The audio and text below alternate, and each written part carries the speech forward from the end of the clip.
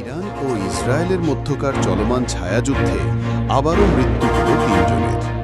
2025 সালের 25শে জুন বুধবার ভোরবেলায় ইরানের উরুমিয়া কারাগারে ফাঁসি দেওয়া হয় তিনজন কুর্দি পুরুষকে, ইদ্রিস আলী, আজাদ শোজাই এবং রাসুল আহমদ রাসুলকে।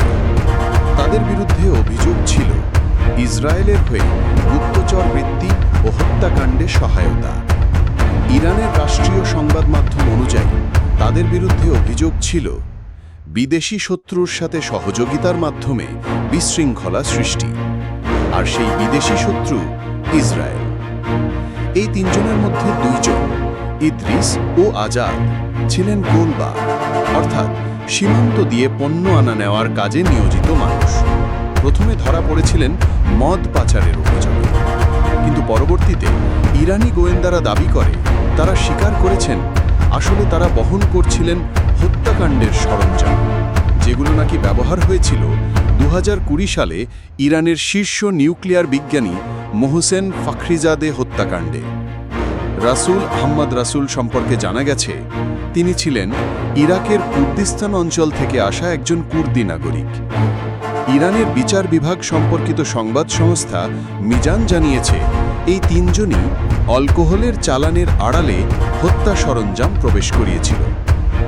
এর আগে আরও দুইজন, ইসমাইল ফেকরি ও মোহাম্মদ আমিন মেহদবি শায়েস্তে, একই ধরনের অভিযোগে মৃত্যুদণ্ডের শিকার হন।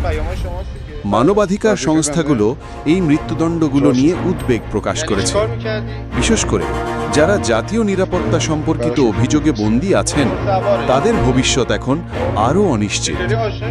সবচেয়ে উদ্বেগজনক হল ইরানিয়ান সুইডিশ গবেষক আহমদ রেজা জালালি, যিনি বর্তমানে ইভিন কারাগার থেকে একটি অজানা জায়গায় সরিয়ে নেওয়া হয়েছে। তারও বিরুদ্ধে গুপ্তচর বৃত্তির অভিযোগ আছে। অনেকে আশঙ্কা করছেন তাকেও হয়তো শীঘ্রই একই পরিণতির মুখোমুখি হতে হবে। এই ঘটনাগুলো আমাদের মনে করিয়ে দেয় আন্তর্জাতিক রাজনীতি কতটা নিষ্ঠুর হতে পারে, যেখানে ব্যক্তিজীবন বারবার রাজনীতির বলি হয়।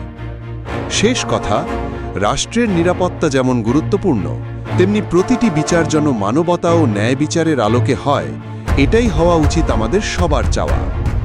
আপনারা কি মনে করেন এই বিচার কতটা ন্যায্য ছিল? আপনার মতামত জানান কমেন্টে, এবং এমন আরও আপডেট পেতে চ্যানেলটি সাবস্ক্রাইব করতে